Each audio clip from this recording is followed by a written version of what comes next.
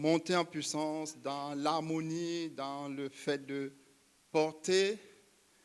Si vous n'êtes jamais monté ici, vous ne pouvez pas comprendre. Mais bénissons vraiment le Seigneur et rendons grâce et prions qu'il continue son œuvre. Vous voyez que l'équipe se rajeunit aussi et c'est quelque chose de merveilleux. Bénissons le Seigneur. Se renouvelle en plus. Père, nous te bénissons, notre Dieu. Oh Seigneur, nous te bénissons. Merci beaucoup pour cette équipe qui se rajeunit, qui se renouvelle et qui, Seigneur, est en train de monter en puissance dans l'harmonie, dans le fait d'ouvrir le ciel et de faire descendre Dieu. Nous te bénissons, notre Dieu. Nous prions que tu continues ton œuvre et que tu continues à les bénir avec davantage d'harmonie, avec les capacités qui viennent de toi, pour que nous puissions continuer à te louer, à t'adorer à la satisfaction de ton cœur. Merci Seigneur. Que toute la gloire te revienne, que toute la gloire te revienne. Au nom de Jésus-Christ. Amen. Gloire à Dieu. On a prié pour le message. Donc nous allons continuer avec le Saint-Esprit parce que c'est la provision de Dieu pour chacun de nous, c'est la provision de Dieu pour l'Église. Et si tu es là pour la première fois, nous te souhaitons la bienvenue. Nous bénissons le Seigneur pour ta présence. Et nous bénissons aussi le Seigneur pour celui par qui il est passé pour te bénir, la personne qui t'a invité à être là. Gloire à Dieu. Donc ce matin, nous allons continuer avec le Saint-Esprit. Nous allons voir les dons du Saint-Esprit. Les dons du Saint-Esprit. Ou bien les dons spirituels. On va lire deux passages. Le premier, c'est dans 1 Corinthiens. 1 Corinthiens, chapitre 12. On va lire à partir du verset 7. 1 Corinthiens, chapitre 12, à partir du verset 7. Or, à chacun, la manifestation de l'Esprit est donnée pour l'utilité commune. En effet, à l'un est donnée par l'Esprit une parole de sagesse, à un autre une parole de connaissance, selon le même Esprit, à un autre la foi par le même Esprit, à un autre le don des guérisons par le même Esprit, à un autre le don d'opérer des miracles, à un autre la prophétie, à un autre le discernement des esprits, à un autre la diversité des langues, à un autre l'interprétation des langues. Un seul et même esprit opère toutes ces choses, les distribuant à chacun en particulier comme il veut. Gloire à Dieu. Un seul et même esprit opère toutes ces choses, les distribuant à chacun, à toi et moi, à chacun de nous en particulier. C'est-à-dire chacun est concerné comme il le veut. Et le verset 7 nous donne pourquoi est-ce qu'il le fait. Donc la finalité de la distribution des dons spirituels, il dit, à chacun la manifestation de l'esprit est donnée pour l'utilité commune. C'est pour que chacun de nous puisse en tirer profit. On va lire également dans Éphésiens.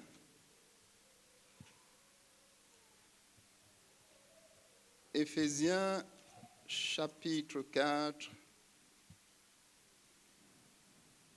à partir du verset 11. Éphésiens 4, à partir du verset 11.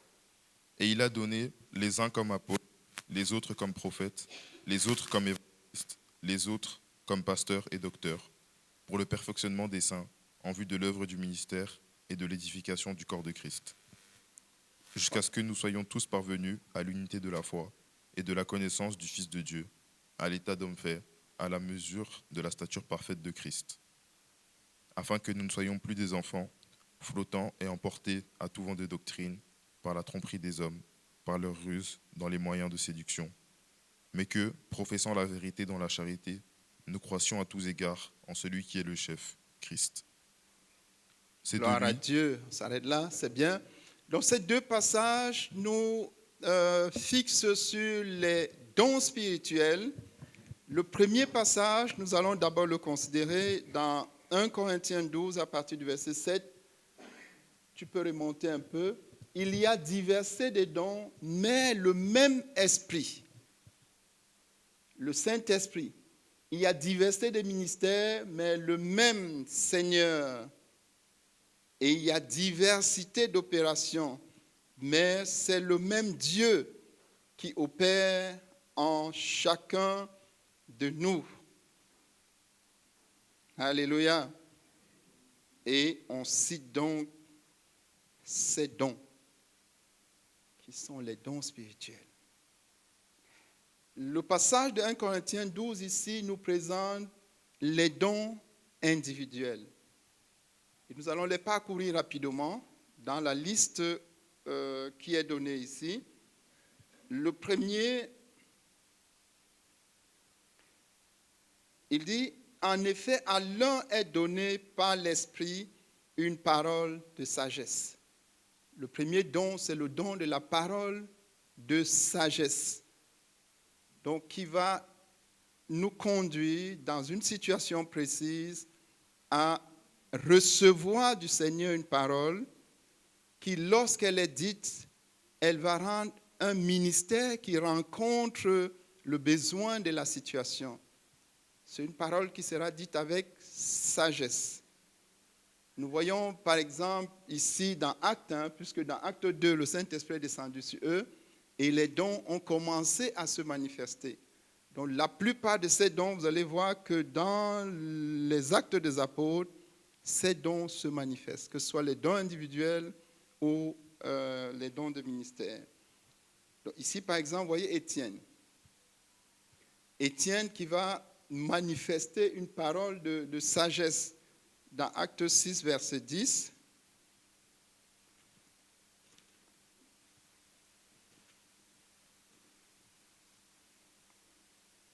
Il dit, mais il ne pouvait résister à la sagesse et l'esprit par lequel il parlait. Donc Étienne parlait et chaque parole qui sortait de sa bouche était une parole de sagesse. Donc il avait le don de sagesse.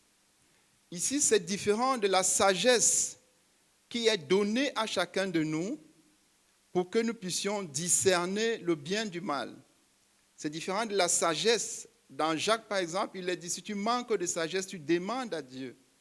Donc, ce n'est pas tout à fait la même chose. C'est un don spécial que le Seigneur va t'accorder devant une situation, et dès que tu parles, Dieu agit et la situation est résolue. C'est une parole de sagesse qui vient tout droit de Dieu. C'est le Saint-Esprit qui te la donne lorsque la situation se présente. Et dès que tu sors la parole, c'est une parole de sagesse. Une parole qui va rassurer, qui va apaiser. Une parole qui va imposer la volonté de Dieu et qui va faire que celui qui l'entend, même s'il ne connaît pas Dieu, il va se soumettre. Alléluia. Ce qu'on appelle la parole de sagesse. C'est un don de Dieu. Ensuite, il y a la parole de connaissance. Le fait d'avoir les paroles de connaissance, c'est aussi un don de Dieu.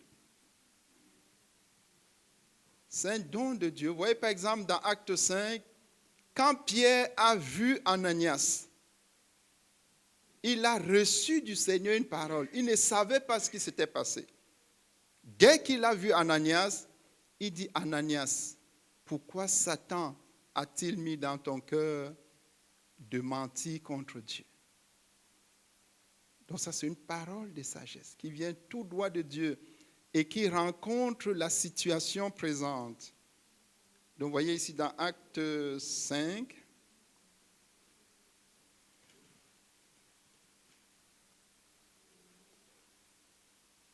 donc ça, c'est la parole de sagesse. Pierre lui dit au verset 3, Ananias, pourquoi Satan a-t-il rempli ton cœur au point que tu mentes au Saint-Esprit? Des connaissances. Donc, dès qu'il a vu Ananias, il a reçu une parole de connaissance. Donc, c'est un don que tu peux avoir. Une personne que tu n'as peut-être jamais vue. Tu ne sais pas ce qui s'est passé. Dès qu'elle se présente, le Saint-Esprit te donne une parole. Et la parole correspond exactement à la situation de la personne. Ça, c'est une parole de connaissance. Une parole de connaissance. Gloire à Dieu. Donc, aux uns, il donne une parole de connaissance. Aux autres, on continue, il va accorder la foi. La foi ici, ce n'est pas la foi qui sauve. La foi qui sauve, nous l'avons tous en tant qu'enfants de Dieu. C'est pour ça que nous sommes sauvés, parce que nous sommes sauvés par la foi. Mais la foi, ce qu'on appelle une foi extraordinaire, une foi qui soulève les montagnes. C'est une foi, dès qu'une situation se présente au niveau de l'Église, la personne qui a ce don-là, elle s'élève et elle croit ce que Dieu va faire et Dieu le fait effectivement. C'est une foi extraordinaire, c'est une foi exceptionnelle. Et c'est une foi qui est indispensable à l'Église. Parce qu'il y a des situations où l'Église peut être en difficulté. L'Église peut même être dans une situation où elle pense que Dieu s'est retiré. Celui qui a le don de foi, c'est lui qui va ranimer l'Église. Il va se lever et il va dire, vous savez, Dieu est encore là. Ou Dieu est puissamment là. Et dès qu'il dit Dieu est puissamment là, Dieu va se manifester. Et tous les autres seront encouragés. Donc ça, c'est le don de foi. Il peut y avoir une situation où l'Église a prié, l'Église a jeûné, ça peut être pour une maladie, ça peut être pour une situation particulière. On a l'impression que rien ne s'est passé. Le frère ou la sœur qui a le don de foi, il s'élève et il dit, prions encore. Une prière et le ciel s'ouvre. Ça, c'est le don de foi. C'est le genre de personnes qui n'abdiguent pas, qui ne reculent pas, qui ne se découragent jamais. Ce qu'on appelle le don de foi. Pendant que tous les signes sont au rouge, lui, il vous dit, ça va marcher. Il vous dit, ça va se faire. Et pas seulement, il vous dit, celui qui a le don de foi active les miracles. Et pendant qu'il vous dit, la chose s'accomplit. Vous dites, mais nous avons prié, nous avons jeûné, nous sommes là depuis et nous avons dit, rien n'était plus possible. Le don de foi. Le don de foi. Donc, si tu aspires et demandes à Dieu, Dieu peut te donner le don de foi. Et le don de foi va changer radicalement la situation de l'Église. Parce qu'on en a besoin dans les moments qui sont les moments difficiles, les moments d'épreuve, les moments de persécution. Celui qui a la foi dit, vous tous, vous avez l'impression de ne pas voir Dieu, lui voit Dieu. Et parce qu'il voit Dieu, il est tellement enthousiaste dans le fait de voir Dieu, il vous ramène tous à voir Dieu. Et l'Église se relève. C'est ce qu'on appelle la foi à transporter les montagnes. Quand il arrive, la montagne, il dit elle va s'affaisser et elle s'affaisse. Gloire à Dieu. Et puis il y a donc le don des guérisons. En général, celui qui a le don des guérisons doit avoir le don de la foi. Donc, il croit contre toute espérance. Là où tous les autres ont perdu espoir, là où la médecine a déjà scellé le sort de la personne, celui qui a le don de guérison aura la foi et il va exercer la foi. Et vous voyez, il a mis le don des guérisons. Je peux avoir le don de guérir les malades que l'hôpital peut aussi guérir. Ça, c'est un don. Un autre peut avoir le don de guérir les maladies que l'hôpital ne peut pas guérir. Ça, c'est un autre don. Un autre peut avoir le don de guérir les maladies génétiques. Ça, c'est un autre don. Parce que les maladies génétiques, l'hôpital n'a pas de solution. Un autre peut avoir le don de guérir les maladies rares. Il y a ce qu'on appelle les maladies rares, dont le diagnostic n'a pas encore clairement été posé par l'hôpital. Mais il a ce don-là. Il guérit. Donc, dans le don de guérison, il y a plusieurs types. Et tu peux aspirer à ce don. Et dis, oh Dieu, j'ai besoin de ce don pour l'utilité commune dans l'Église.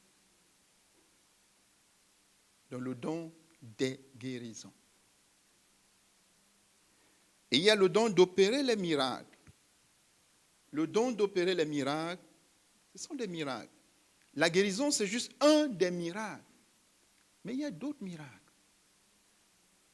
Le don d'opérer les miracles. Il y a la pluie qui est en train de s'abattre.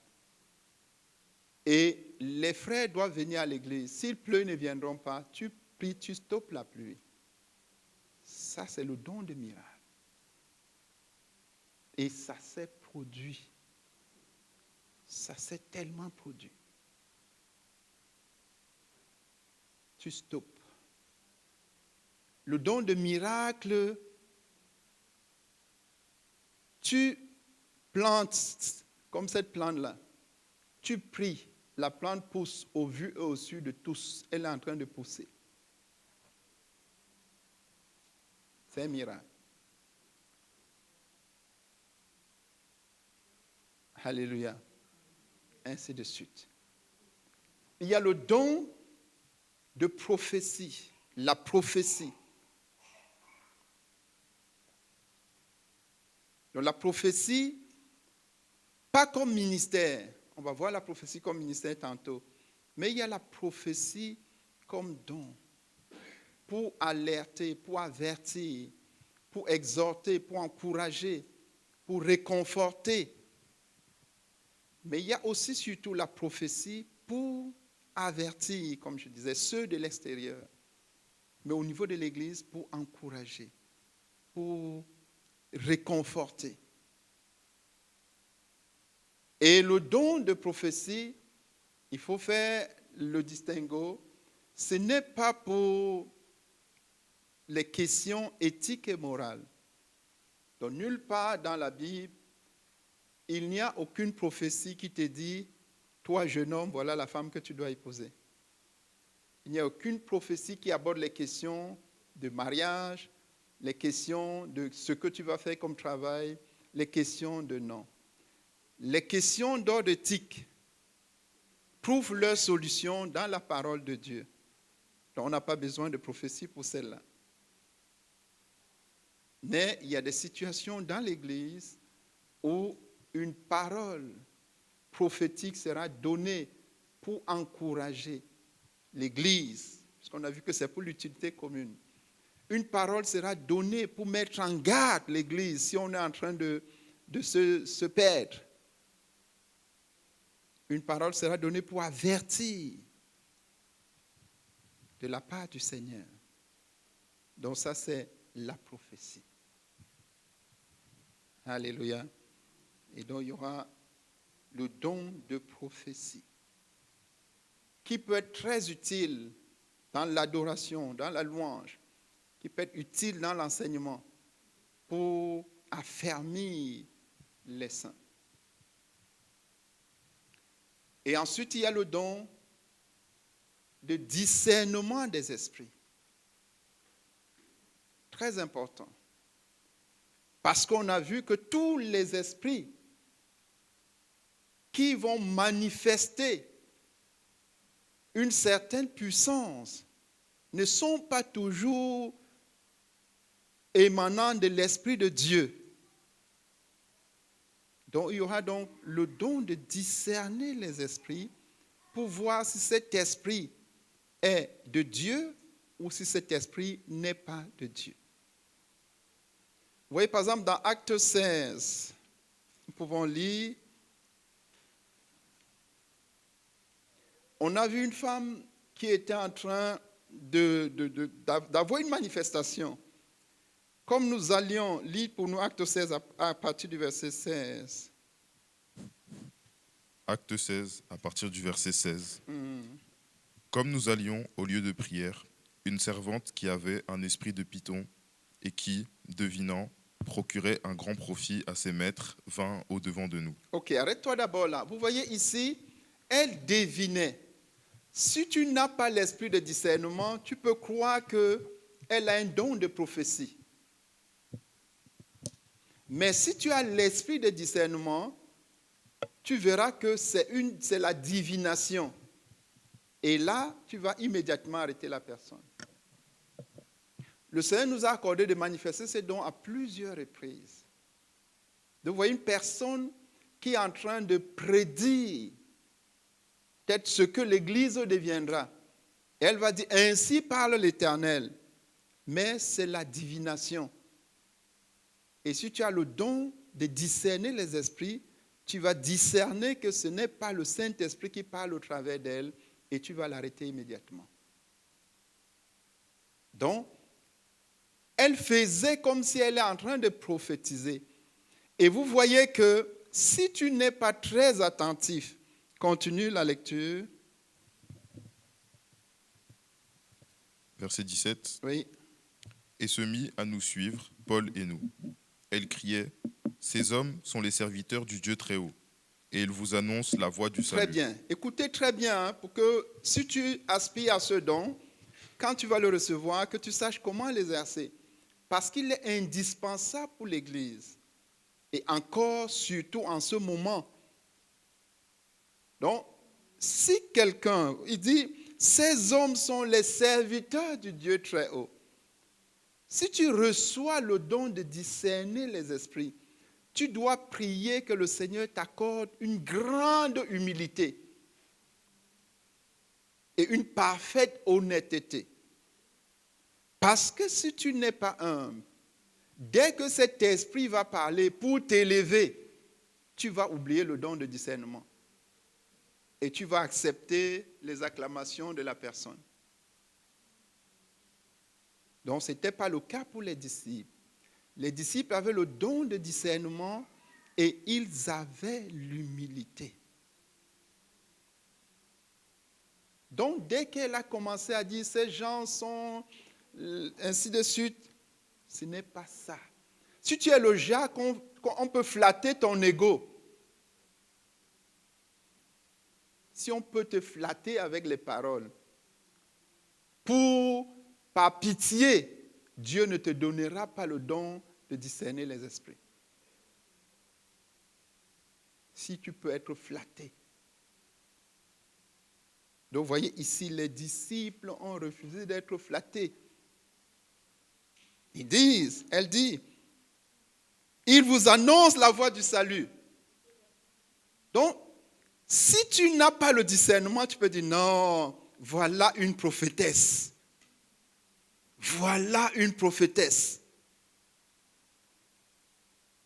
Mais c'était l'esprit de Python qui agissait en elle. Et gloire à Dieu, les disciples avaient le don de discernement. Et chaque disciple qui sera confronté aux esprits doit avoir le don de discernement. Si tu es un pasteur d'une église, tu n'as pas le don de discernement, tu es fini. Mais si tu as le don de discernement, dès qu'un esprit se manifeste, tu sais s'il est de Dieu ou pas de Dieu. Et dès qu'il n'est pas de Dieu, il s'éteint. Dans le don de discernement, c'est un don indispensable. Puisque l'esprit de Python peut aussi te pousser à prophétiser. et à dire de très belles choses qui sont en 99% vraies.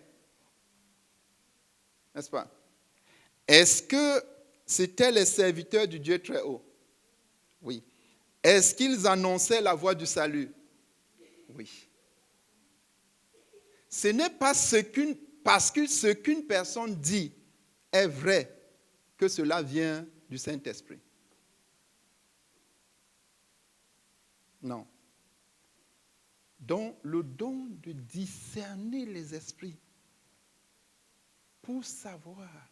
Le Seigneur nous a fait grâce et ça a préservé l'Église. Je ne veux pas entrer dans certains détails de certaines situations que nous avons vécues. Mais dès qu'il y a un esprit qui se manifeste, nous savons s'il est de Dieu ou pas de Dieu. Et ça nous a beaucoup aidés. Parce que s'il n'est pas de Dieu, on l'arrête immédiatement. Et c'est ce que les disciples ont fait. Donc, ils ont un peu laissé, parce que si on laisse un peu, ça ne veut pas dire qu'on ne sait pas ce qui se passe. Hein? On peut laisser un peu pour voir si la personne va se calmer. Ils ont un peu laissé. Et ils ont donc pris autorité et ils ont dit, je t'ordonne au nom de Jésus-Christ de sortir d'elle. Et ils sortirent à leur même. Vous voyez que ce n'était pas un esprit, elle ne manifestait pas les dons spirituels. Alléluia. Donc le don de discernement des esprits. Est-ce que l'esprit est de Dieu ou c'est un esprit de python? On peut être en train de parler, la dimanche dernier on parlait des langues, avec les langues qui viennent des démons. Donc si tu as l'esprit de discernement, dès qu'une personne commence à parler en langue, tu sais si c'est les langues des anges ou les langues des démons. Et si c'est les langues des démons, tu lui dis stop. Alléluia. Donc l'esprit de discernement. Et même si ce n'est pas un niveau, si tu n'as pas le niveau de responsabilité comme le nôtre, de diriger peut-être une église, même à ton niveau,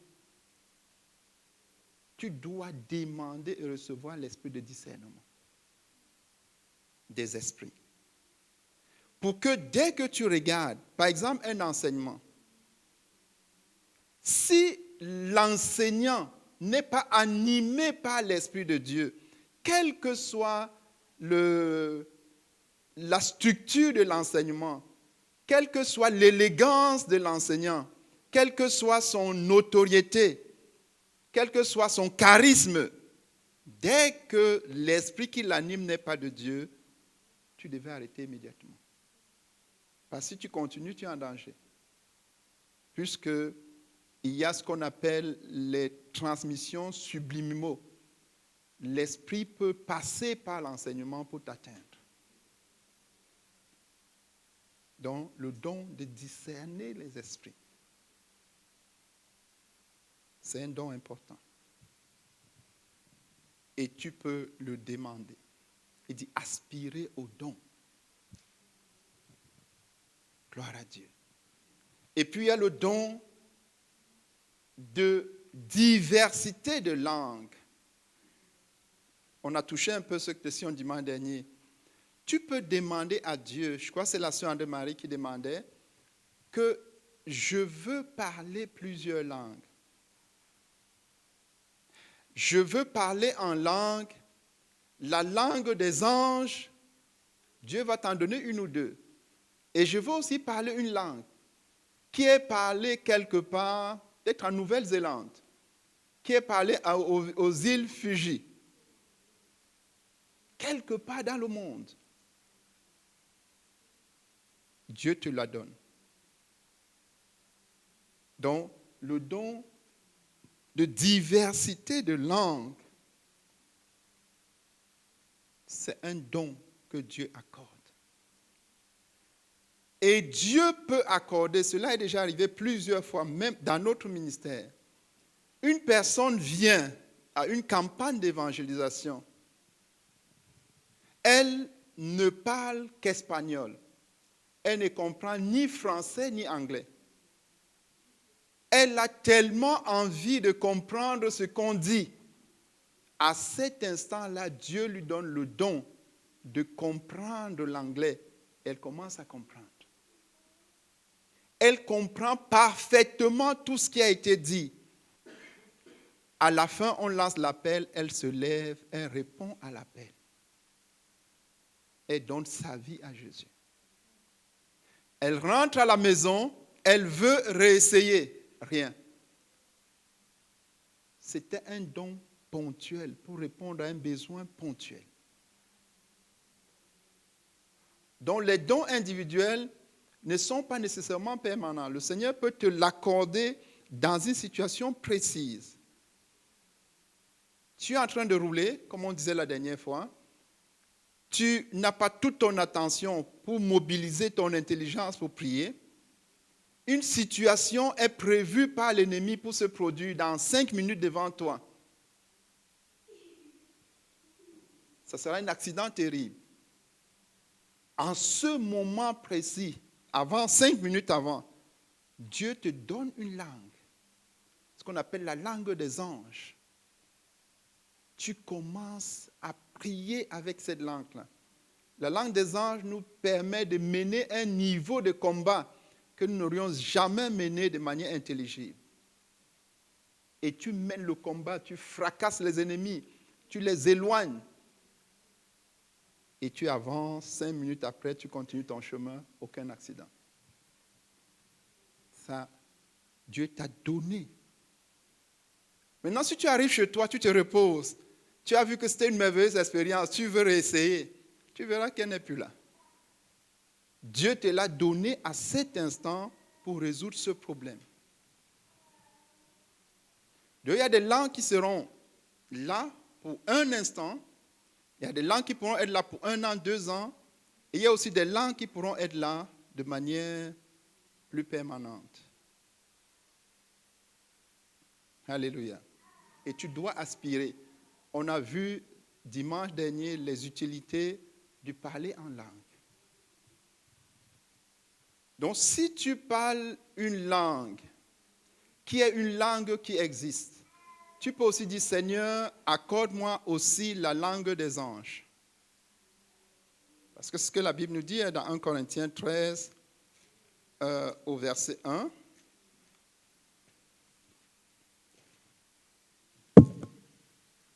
Il dit, quand je parlerai la langue des hommes et des anges, il y a les langues des hommes, le français, l'anglais, l'espagnol, ainsi de suite, ainsi de suite.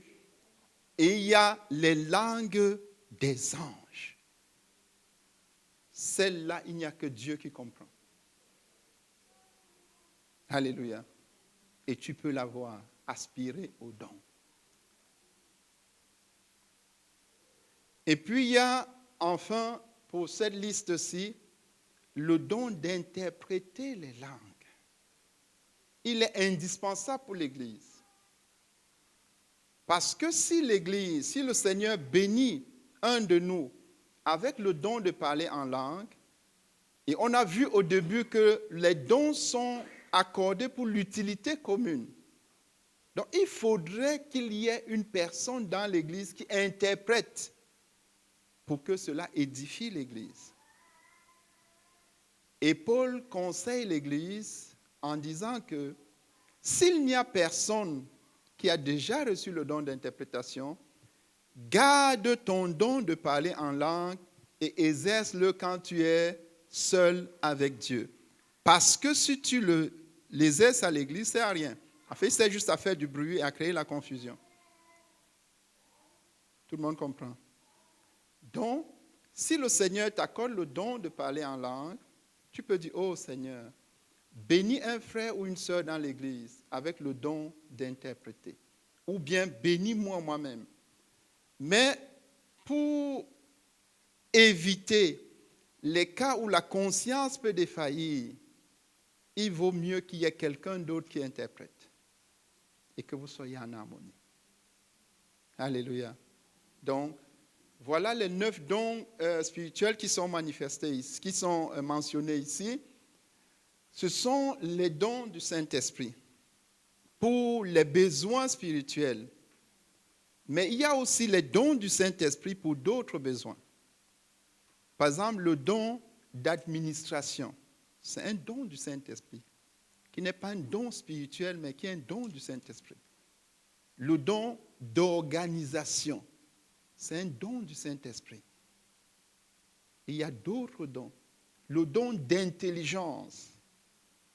Vous voyez, par exemple, les jeunes sont en train de se mobiliser pour apprivoiser les outils numériques pour l'évangélisation.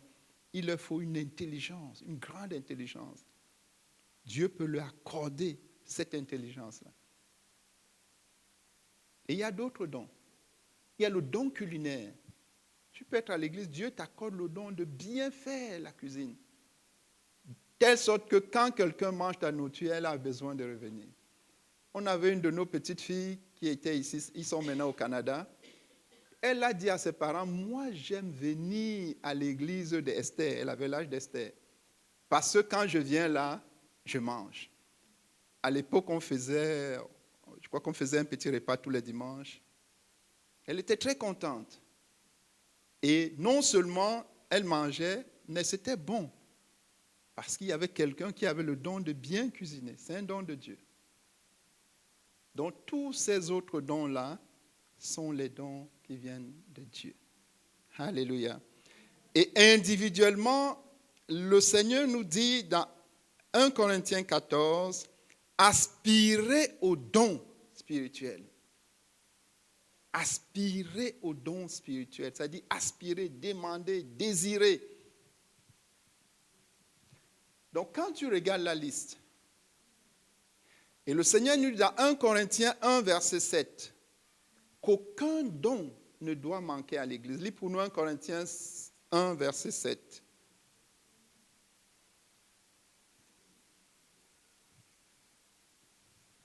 « 1 Corinthiens 1, verset 7. Oui. De sorte qu'il ne vous manque aucun don dans l'attente où vous êtes de la manifestation de notre Seigneur Jésus-Christ. » Oui, qu'il ne vous manque aucun don. Donc, il ne doit manquer à l'Église aucun don. Parce que tous ces dons, c'est pour l'utilité commune. Donc, en regardant là, tu aspires à quel don? Quel est le don que tu as déjà, tu veux ranimer? Ou alors, quel est le don auquel tu aspires? Parce qu'il dit qu'aucun don ne doit manquer à l'Église. Et Dieu a aussi voulu qu'une seule personne n'accumule pas tous les dons, qu'il les distribue. Et il dit aspirer aux dons. Donc, au niveau individuel, quel est le don auquel tu aspires? Chacun note dans son cahier ou bien tu notes, puisque ça va nous aider à faire le travail pratique. Est-ce qu'il y a un don auquel tu aspires? Un croyant peut avoir plus d'un don. Donc tu peux demander à Dieu plus d'un don. Et il va te l'accorder. Et on a dit qu'il y a des dons, quand tu le reçois, tu dois recevoir son champ d'opération. Par exemple, le don de prophétie, il n'est pas fait pour prédire l'avenir des gens. Malheureusement, ça s'est fait quelque part. Mais on ne doit pas faire ça parce que ce n'est pas biblique. Le don de prophétie n'est pas fait pour dire à un frère, Dieu m'a montré que c'est celle-là qui sera ta femme. Ce n'est pas biblique.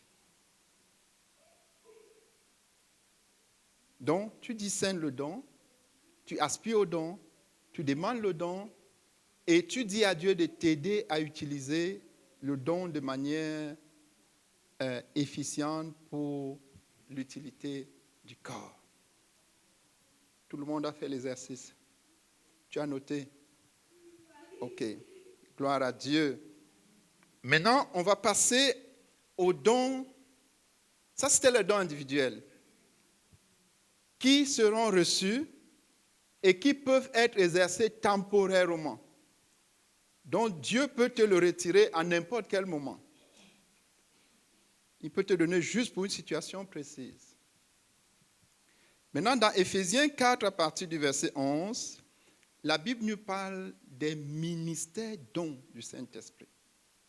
Donc, on va noter les ministères dons du Saint-Esprit. Ils sont également listés dans Éphésiens 4. On les reprend juste en expliquant un peu.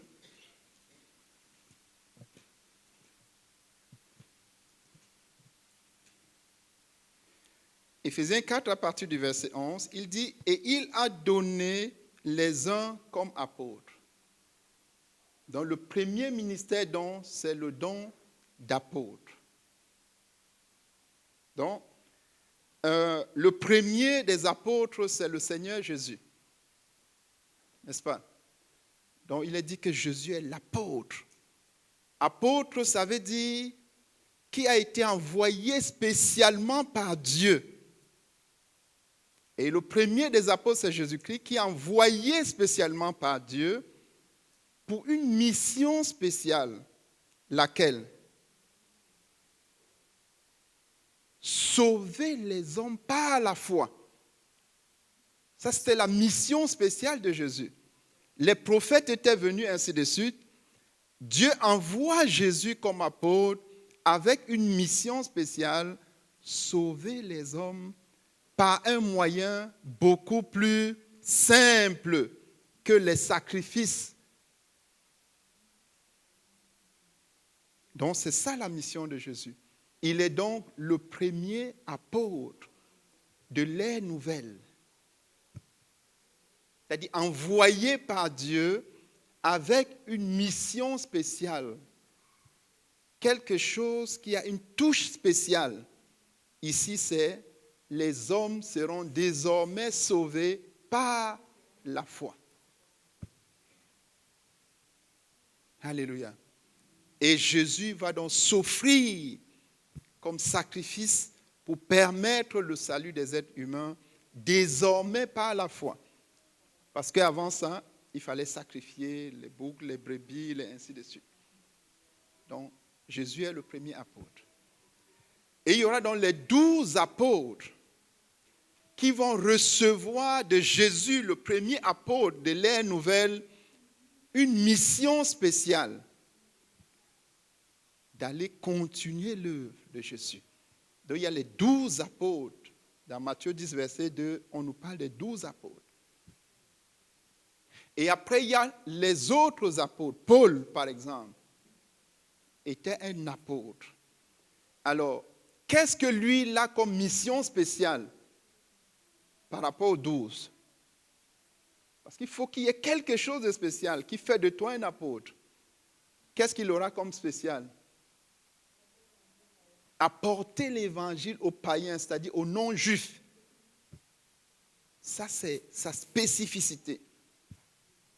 Il sera donc un apôtre envoyé pour apporter l'évangile aux non-juifs.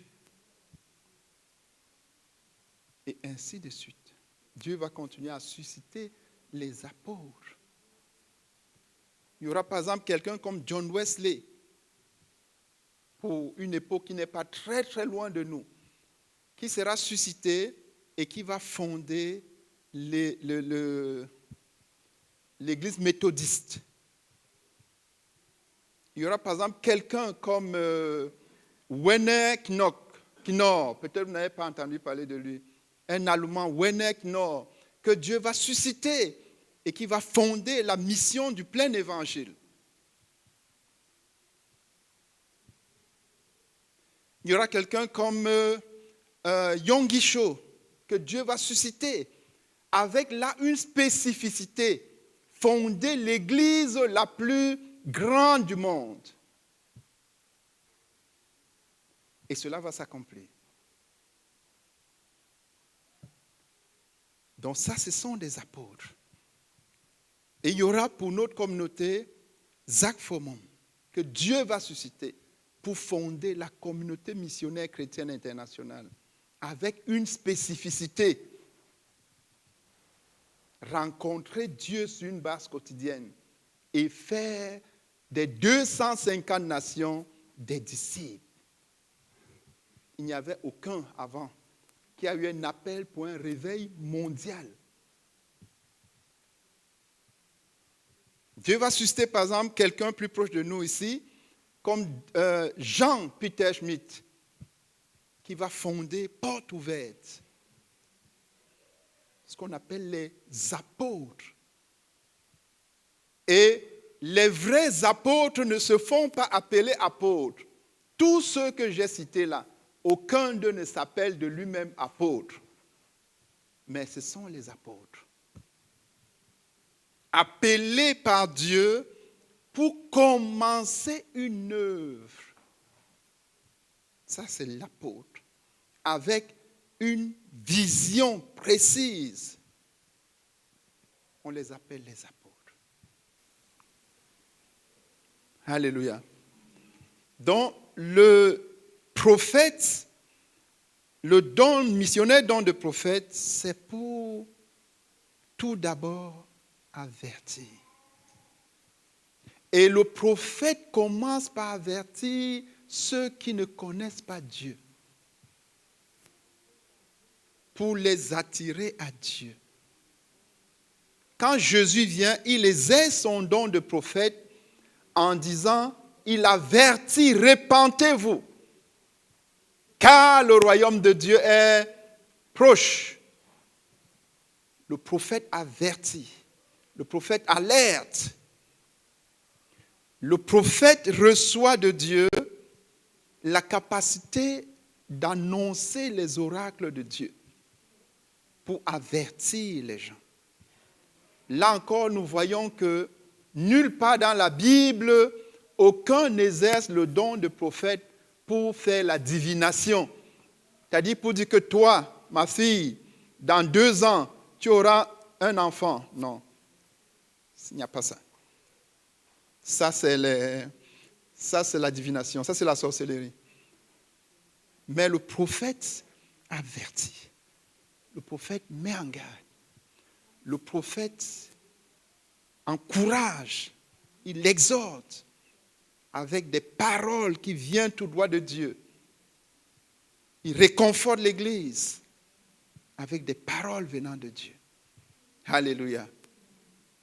Et nous avons la grâce d'avoir, par exemple, notre leader actuel, c'est un prophète. Il reçoit des paroles prophétiques de Dieu et il nous les donne pour nous mettre dans la direction, pour nous garder dans la direction, pour nous mettre en garde. Alléluia. Donc ça, c'est prophète. Maintenant, le 3, il y a les évangélistes.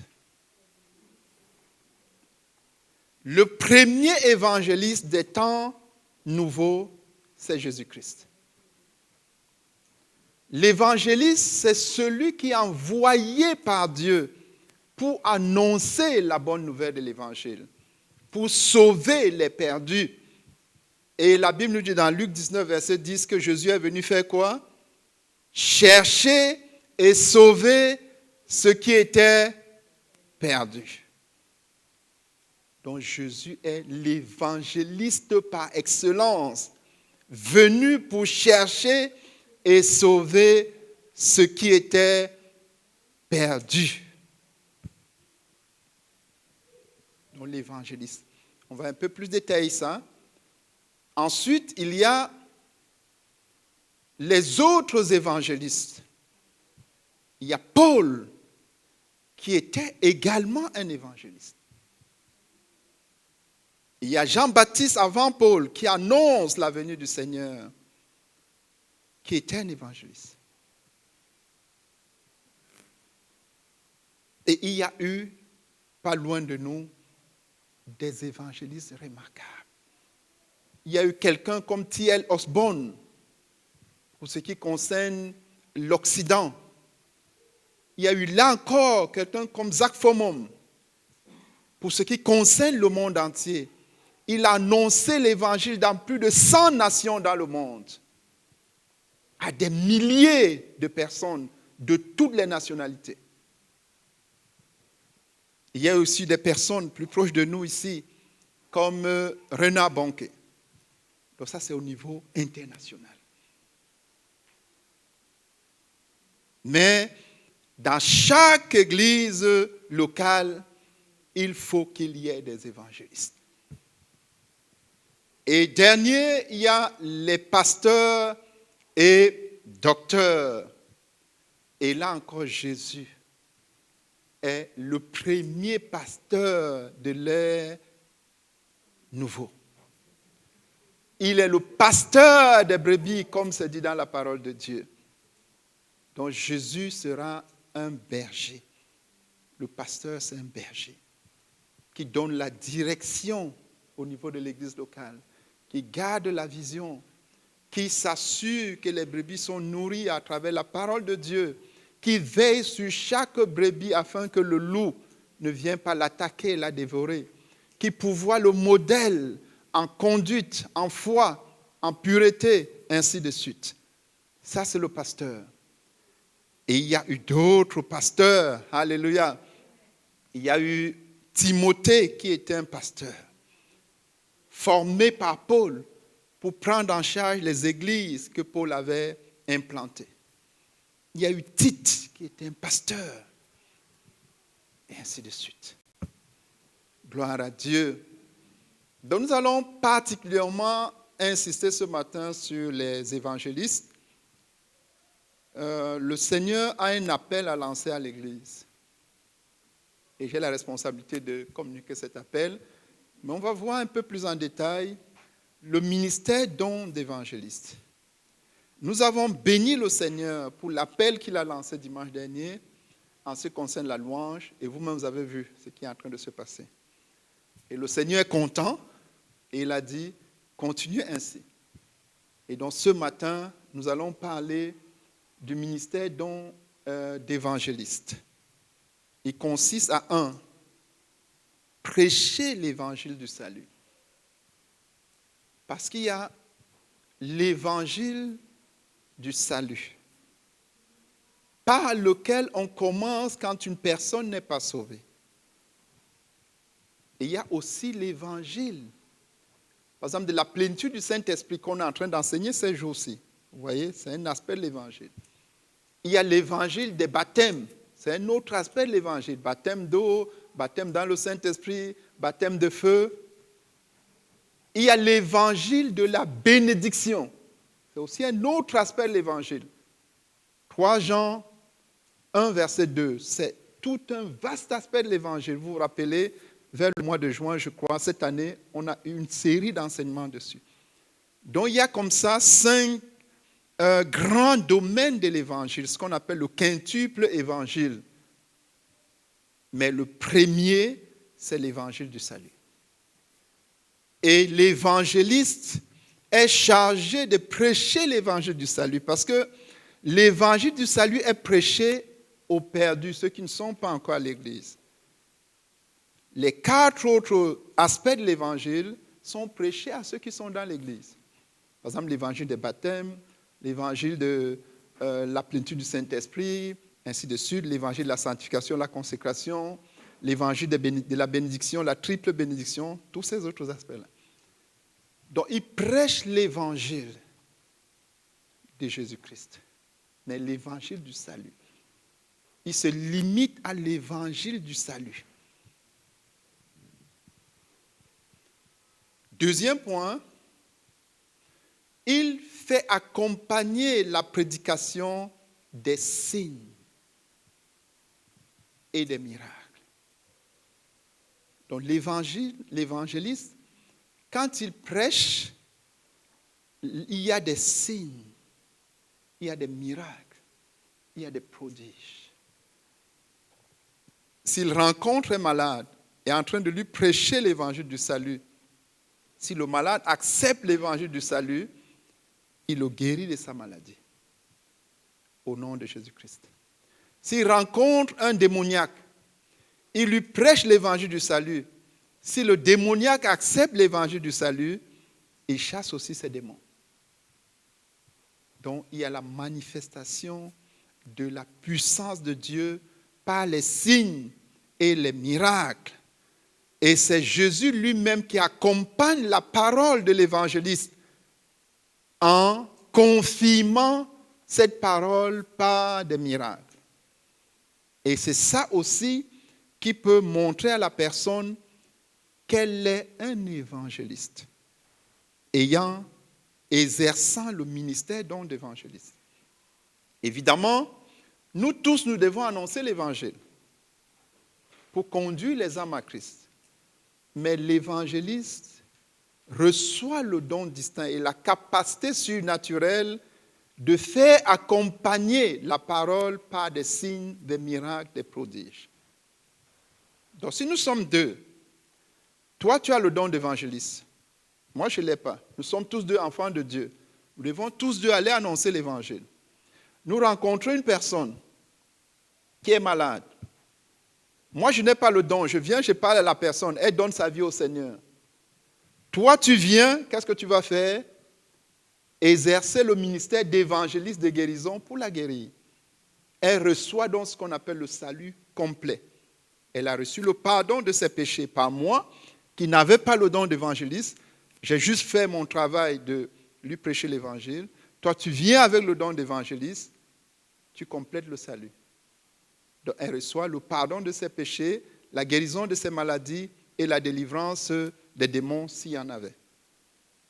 Donc l'évangéliste vient pour donner le salut complet. Alléluia. Et si vous regardez les passages, on n'a pas beaucoup de temps pour lire, mais vous voyez que dans chaque cas, c'est ce qui s'est passé. Donc il y avait la prédication de l'évangile. L'évangile était accompagné par des miracles et des prodiges, et cela permettait que ceux qui acceptent reçoivent le salut complet. Troisième point, il conduit effectivement les âmes à Christ.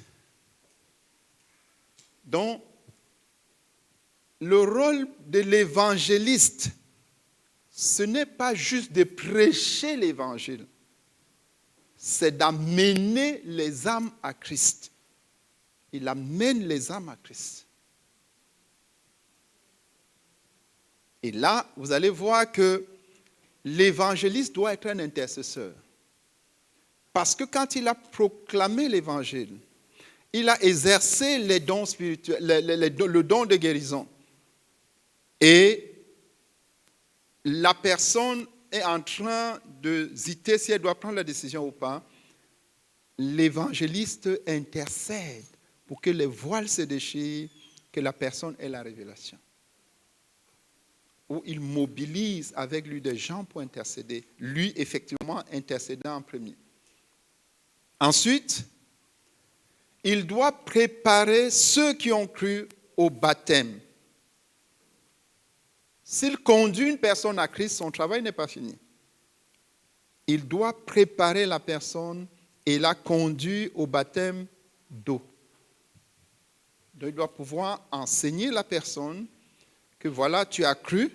La Bible nous dit dans Marc 16, au verset 16, que celui qui croit et se fait baptiser est sauvé. Il va lui dire, tu as cru, maintenant il faut te faire baptiser. Et il va donc enseigner, conduire la personne au baptême d'eau. Et dernier point, il va encourager la personne à intégrer l'église locale. Le travail de l'évangéliste finit lorsque la personne a intégré l'église locale. Parce que quand elle intègre l'église locale, elle est confiée au pasteur. Donc l'évangéliste prend la personne, son travail est fini, et dit, pasteur, c'est à toi la suite.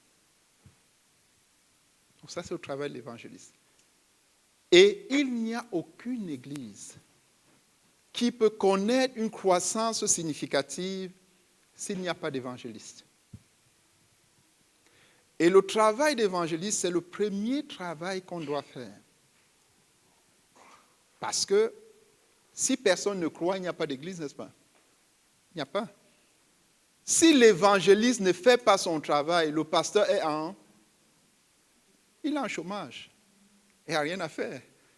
Le pasteur attend que l'évangéliste ait fait son boulot. Et si l'évangéliste a fait ça, il a mené la personne, elle a intégré l'église, maintenant, le pasteur prend la relève. Alléluia. Et donc, le Seigneur m'a demandé de lancer un appel parce qu'il y a une urgence. Alors, là, il y a aussi la nécessité pour nous ajuster à notre époque.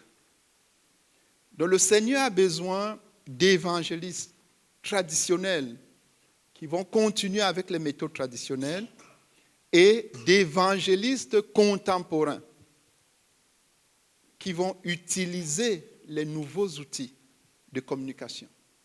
Parce qu'avant, on communiquait uniquement avec notre bouche.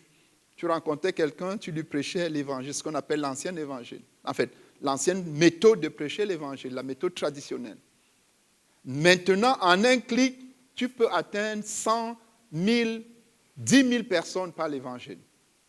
Donc, il y a la nécessité des évangélistes contemporains.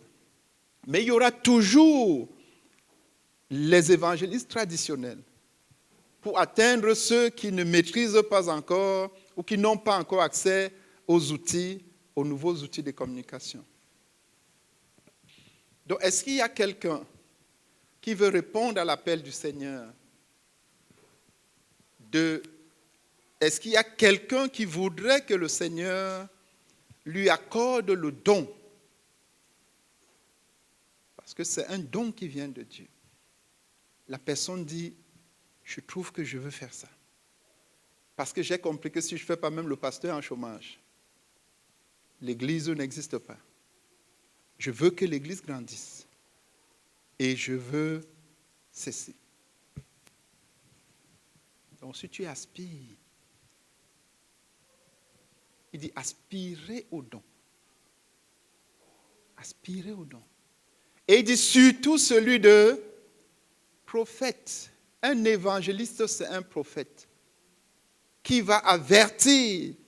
Un évangéliste, c'est celui qui reçoit de Dieu la capacité de prêcher l'évangile même aux ossements desséchés.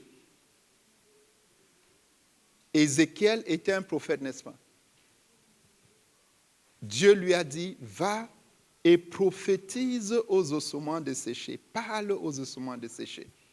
D'Ézéchiel 37. Donc un évangéliste, c'est celui qui a la foi qu'il peut parler aux ossements desséchés et les ossements desséchés écoutent la parole de Dieu. Ça veut dire quoi? Ça veut dire qu'il n'exclut personne. Personne. Il n'exclut personne. Tant qu'il rencontre un être qui respire, même si spirituellement il est comme les ossements desséchés, il lui prêche la parole de Dieu. Donc nous allons prier. S'il y a des personnes qui veulent se donner au Seigneur pour entrer dans ce ministère distinct, qu'ils aspirent, qu'ils demandent. Et nous allons prier le Seigneur que pendant qu'ils demandent, c'est un besoin urgent, impératif de l'Église, que le Seigneur le leur accorde. Et nous allons prier que ceux qui sont déjà lancés, que le Seigneur ranime en eux ce don. Prions ensemble. Père notre Dieu, nous prions, nous te bénissons, Seigneur. Merci beaucoup, c'est toi qui donnes, c'est toi qui distribues les dons, Seigneur. Nous prions pour tous ceux-là qui aspirent au don d'évangéliste, pour pouvoir atteindre les perdus dans cette localité, dans cette nation. Nous prions au nom puissant de Jésus-Christ qu'ils viennent à toi et que pendant qu'ils te demandent, que tu leur accordes le don d'aller prêcher l'évangile, d'aller faire accompagner la prédication par des miracles, des prodiges et des signes pour accélérer la conversion des perdus et d'aller faire tout leur possible pour, Seigneur, amener un grand nombre à toi. Nous prions pour chacun d'eux et nous prions pour toute personne qui va se désigner, Seigneur. Qu'il voie l'urgence et qu'il coopère avec toi. Nous te supplions au nom de Jésus-Christ. Amen. Oh, que le Seigneur vous bénisse. Donc, si tu t'es manifesté tout à l'heure, vois-moi et on va travailler un peu plus. Acclamons le Seigneur pour cette parole. Et bénissons-le pour sa parole. Bénissons le Seigneur ensemble. Seigneur, nous te bénissons, nous te rendons grâce. Merci Seigneur notre Dieu pour ta parole. Béni sois-tu Seigneur notre Dieu.